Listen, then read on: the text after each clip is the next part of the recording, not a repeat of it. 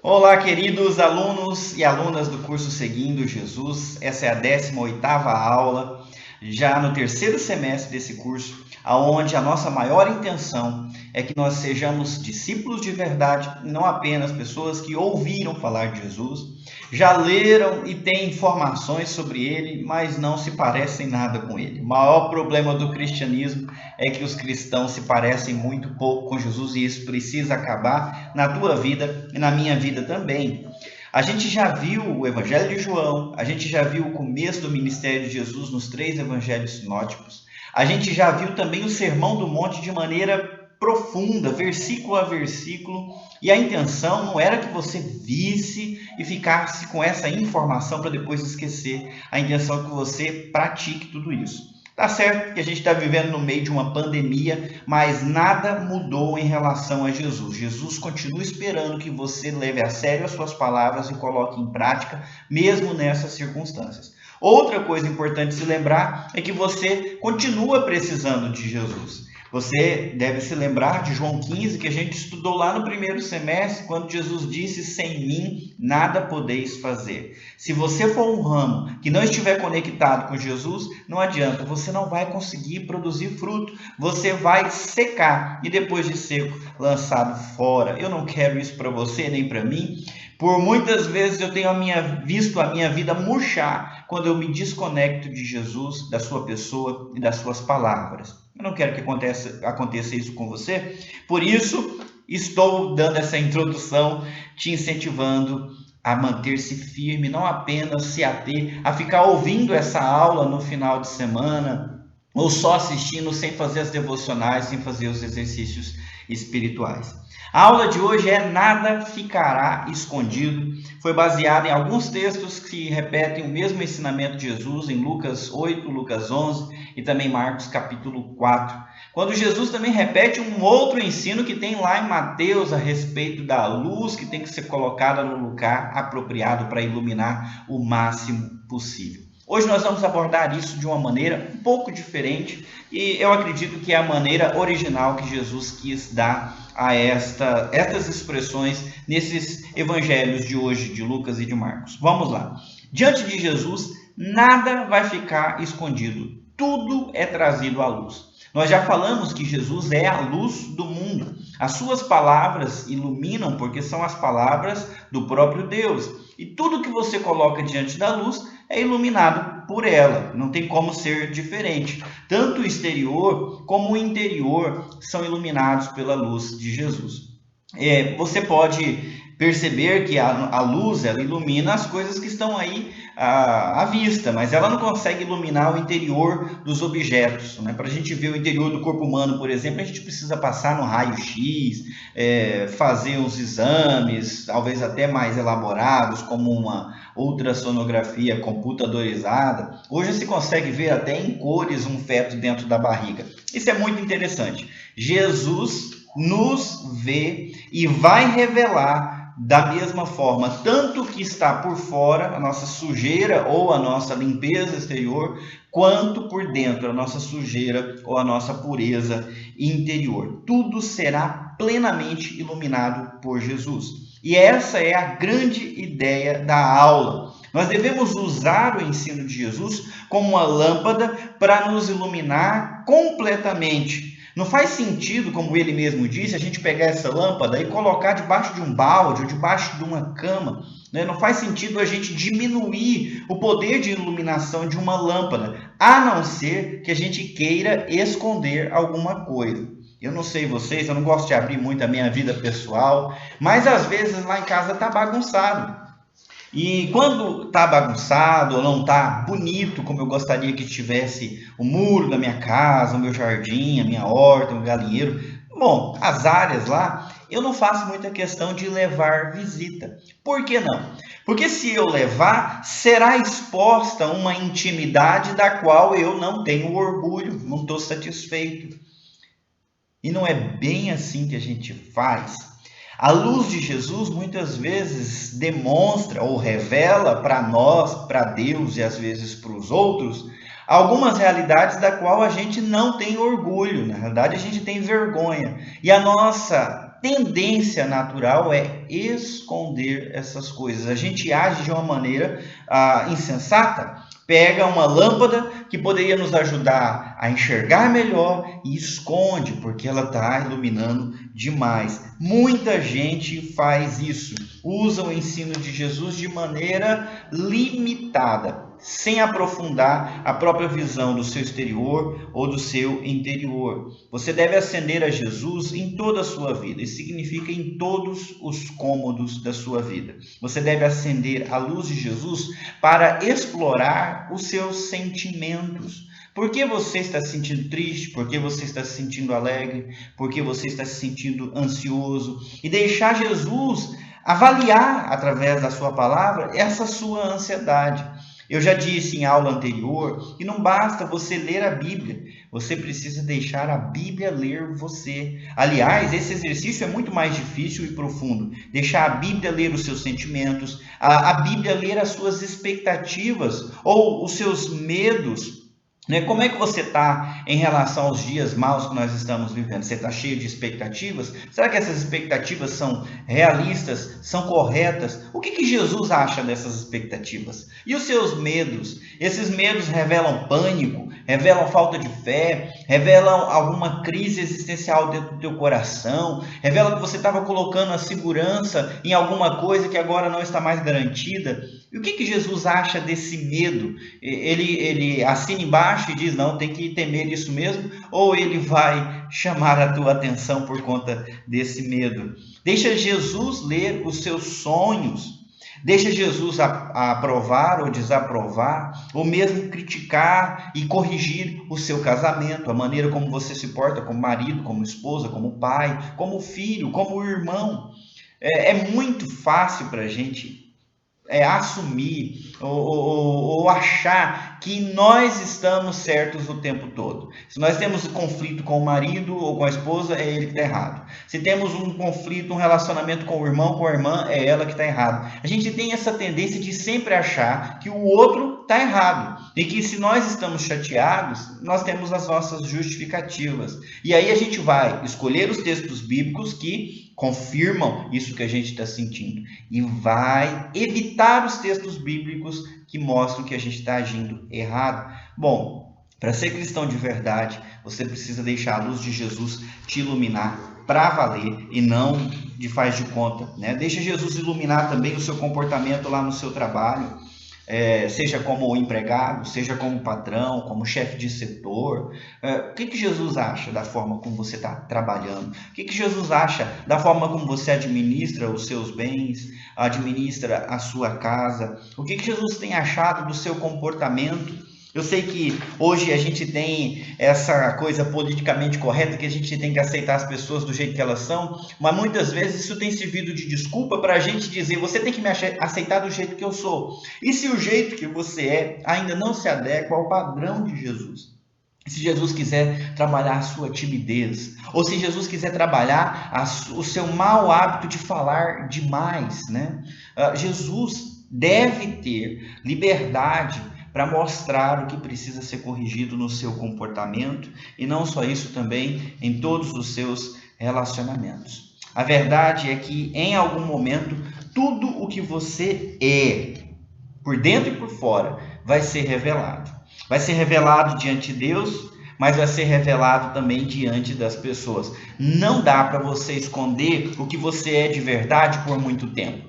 Em algum momento isso vai transparecer para as pessoas. Vai transparecer para quem mora dentro da sua casa, vai transparecer para o povo da igreja, vai transparecer para os seus amigos, para os seus vizinhos.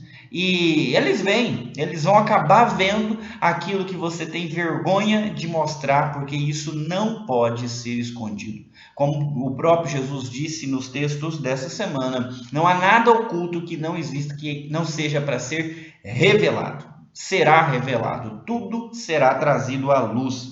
E aí eu te pergunto, essa verdade que vai ser exposta, né, da sua vida, a condição da sua vida que vai ser exposta, vai te trazer vergonha ou vai te trazer honra, né? Aqueles que escondem algo eles serão envergonhados pela verdade. Se você está escondendo alguma área da sua vida, se você está preservando alguma área da luz do próprio Jesus, você vai ser envergonhado quando isso vai ser exposto. Por outro lado, se você está expondo todas as áreas da sua vida para a verdade que há em Jesus, a fim de que ela seja transformada, arrumada, cômodo por cômodo, se você fizer isso, você vai ser honrado depois. Isso aconteceu na vida de todos os personagens bíblicos. Aqueles que esconderam o seu pecado, como Davi diz, enquanto eu calei os meus pecados, meus ossos se envelheceram. Ele gemia, ele sofria, mas quando ele abriu a boca e confessou, bom, aí ele encontrou cura, restauração e salvação. Com o pecado ele foi humilhado. Com a correção do pecado, ele foi honrado e exaltado. O Salmo 51 está lá para a gente lembrar até hoje, né? Eu tenho ouvido mais de uma vez de um outro pastor americano que tudo que Deus cria, Satanás falsifica. Tudo. Se Deus cria uma coisa boa, Satanás cria uma imitação barata e falsa, né? O problema é que muitas vezes isso chama a nossa atenção. Desde que o ser humano caiu, né, nós gostamos também de criar falsificações daquilo que Deus deseja, que ele sabe, que a gente sabe que ele quer da gente. Tanto Satanás gosta de enganar, criando a imitação barata, mas nós, seres humanos, também sempre achamos mais fácil, né, criar uma imitação de algo que Deus espera da gente. E isso se aplica à nossa vida cristã. É mais fácil você falsificar a vida cristã do que viver uma vida cristã autêntica, trabalhosa, uma vida original, aonde você expõe quem você é de verdade, tanto a fé interior como a vida pública. Olha, tem dois tipos de falsificação muito comum. Tem gente que cria um tipo de fé interior que não precisa transparecer na vida pública.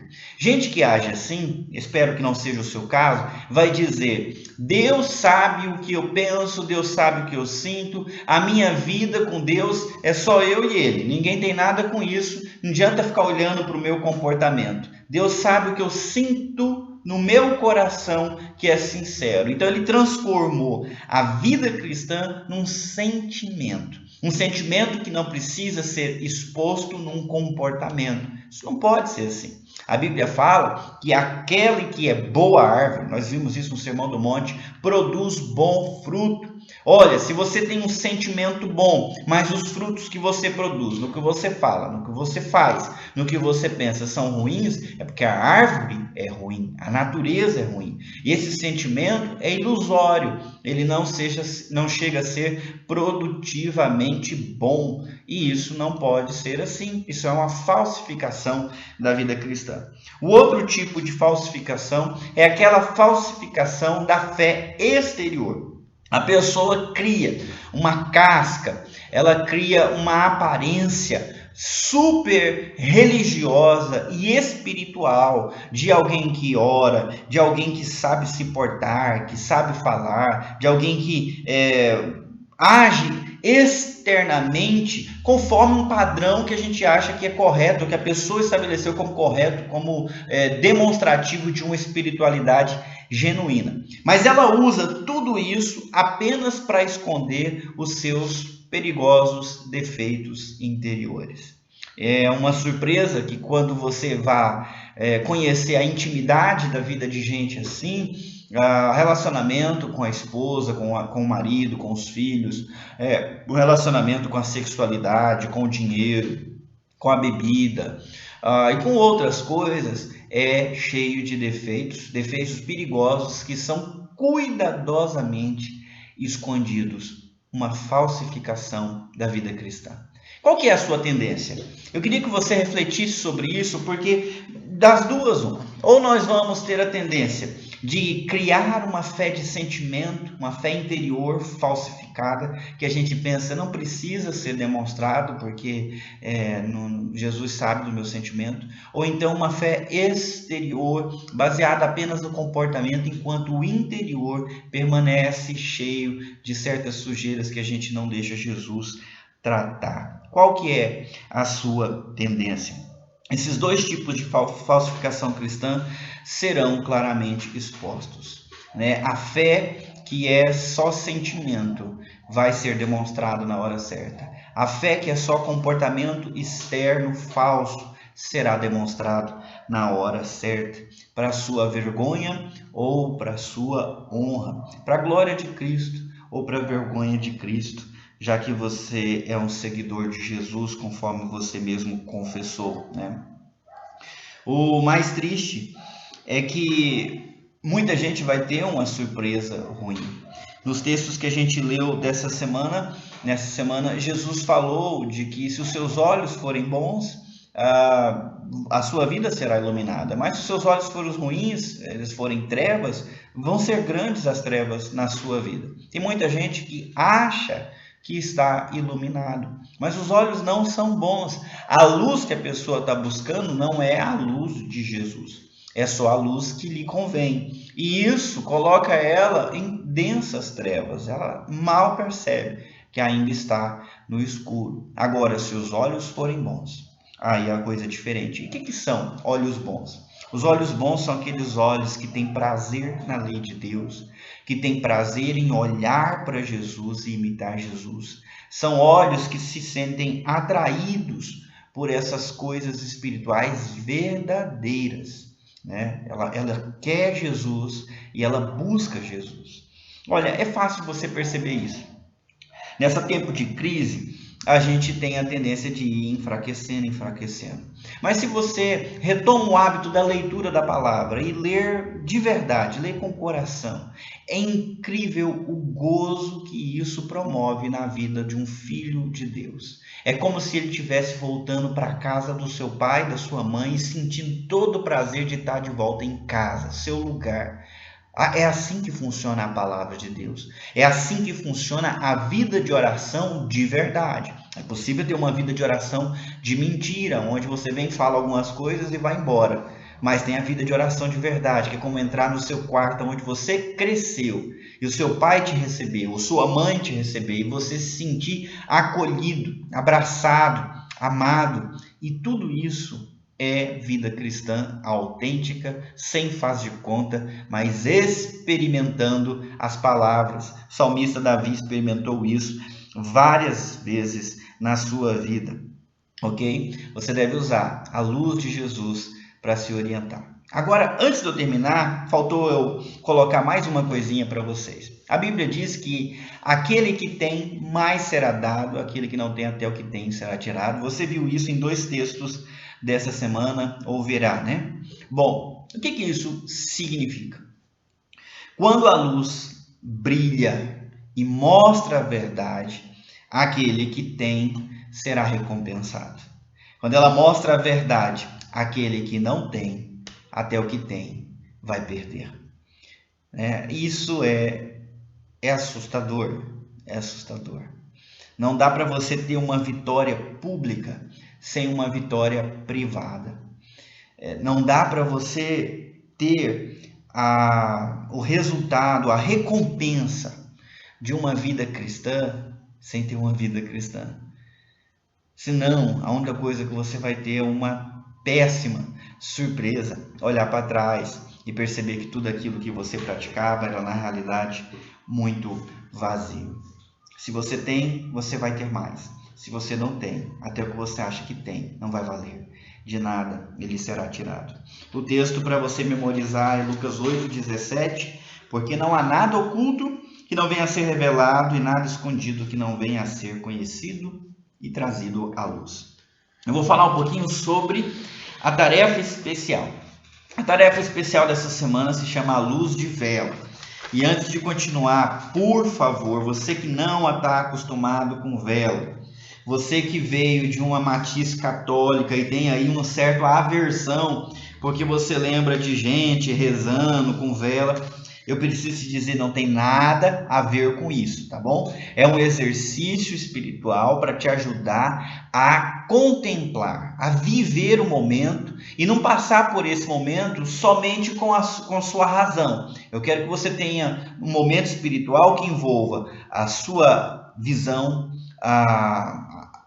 o ambiente, o seu pensamento e até mesmo os teus sentimentos nesse momento de intimidade com Deus. E como é que vai ser? Eu quero que você escolha um lugar escuro, tenha privacidade, eu até anotei aqui, uma vela e tempo para poder se dedicar, pelo menos uns 20 minutos. E você vai fazer o seguinte, você vai acender essa vela, de preferência à noite, né? Você previamente pede paz aí na tua família, se for possível. E acende essa vela e senta na frente dela. Você não vai ter que rezar para nada, nem ninguém. A vela não vai te fazer mais espiritual, nem menos espiritual. Eu quero apenas que você contemple a luz. Por quê? Era desse tipo de luz que Jesus falava quando ele usou como exemplo. A luz da época de Jesus era uma lamparina, um pavio aceso como o pavio de uma vela. Né? Você vai fazer isso, vai acender e vai olhar ao redor como que foi iluminado. Vai olhar para aquela chama e contemplá-la durante alguns minutos até a tua mente começar a realizar por que Jesus estava falando que a gente tem que acender a luz e colocar ela no lugar certo para iluminar o cômodo inteiro. O que essa luz tem de bom? O que eu sinto dessa luz? Como que essa luz me toca, né? Pensa, reflete, fique contemplando essa luz por um tempo, né? Depois de um tempo, eu quero que você sopre a vela e apague. Depois que você apagar, no escuro, eu quero que você perceba os sentimentos que vêm no teu coração, o que você consegue enxergar, abre os seus olhos, olha o que você via que você não consegue ver mais. Quais são os sentimentos que tomaram o teu coração? Veio medo? Veio a ansiedade? Sabe? Aproveita esse momento. Depois você acenda de novo a vela e contemple ela mais um pouco. E você vai terminar com a seguinte oração: Espírito Santo, qual área da minha vida precisa mais da luz de Jesus? Eu quero que você faça essa oração com toda sinceridade e depois escute a resposta, ok? Qual área da minha vida precisa mais da luz de Jesus agora? Bom, isso é o que a gente tem para hoje. É um prazer ter você. Espero que você estude. Eu espero que você coloque em prática. Mas, acima de tudo, eu espero que você assuma o compromisso de ser um discípulo de Jesus e não se esqueça de fazer discípulo de Jesus. Você deve viver isso e você deve passar isso adiante.